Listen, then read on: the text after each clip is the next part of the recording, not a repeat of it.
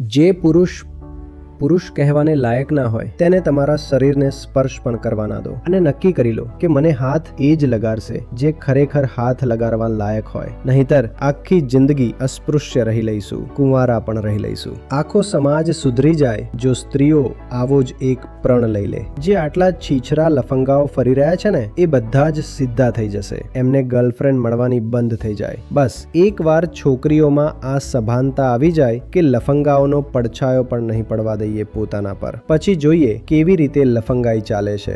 શરીરથી પુરુષની સરખામણીએ સ્ત્રી થોડી દુર્બળ રહી છે. આ વાતને દુર્ભાગ્ય તરીકે જોવામાં આવી કે જુઓ આ તો એક કુદરતી મર્યાદા છે, પણ હું કહું છું કે એ જ શરીરનો સાચો ઉપયોગ કરો તો એ શરીર જ તમારી મુક્તિમાં મદદરૂપ પણ બની જશે. એટલે જ હું કહું છું કે સ્ત્રીઓ માટે તો અધ્યાત્મ વધુ જરૂરી છે. જાણો કે તમે દેહ માત્ર નથી. જાણો કે દેહ મુજબ વ્યવહાર કરવો એ તમારી મજબૂરી નથી. દેહ સાથે કોઈ સંબંધ પણ રાખવો હોય તો માલિકનો રાખો. દેહના માલિક છીએ આપણે. જો આપણે દેહના માલિક છીએ તો દેહનો ઉપયોગ કરીશું. સાચા ઉદ્દેશ્ય માટે દેહનો ઉપયોગ કરીશું.